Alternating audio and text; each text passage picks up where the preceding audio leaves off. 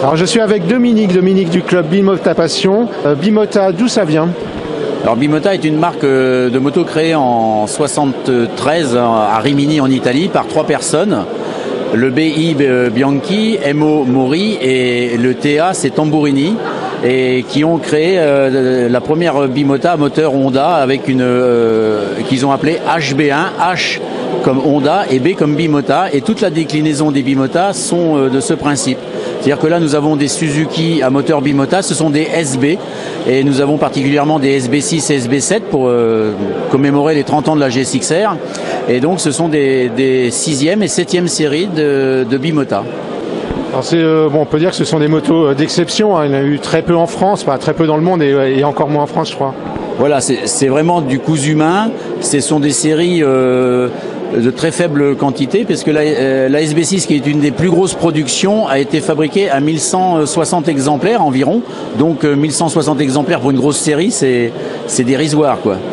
Vous savez combien il y a de Bimota en France? On en a déjà dénombré, on va dire 300. On est sûr de 300 motos en France. D'accord. Là, on est devant une des Bimota vraiment très particulière. C'est la 500 Vedue, ici, qu'on voit. Alors, quelle particularité a cette moto? Alors, la Vedue ou Vedue, comme on veut, mais la Vedue est la seule Bimota avec un moteur conçu par Bimota, et c'était un 500 cm3 de temps à injection directe. Donc, une prouesse technologie qui ne leur a malheureusement pas forcément réussi financièrement, économiquement, puisque à la suite de ça, ils ont aussi déposé le bilan. Mais ça reste la Bimota emblématique avec la fameuse Tesi, celle qui n'a pas de fourche à l'avant. Mais la Vedue, on le voit encore sur ce salon, c'est celle qui attire tous les regards et toutes les questions. Ah, c'est une moto magnifique. Est-ce qu'on peut rouler aujourd'hui avec cette moto?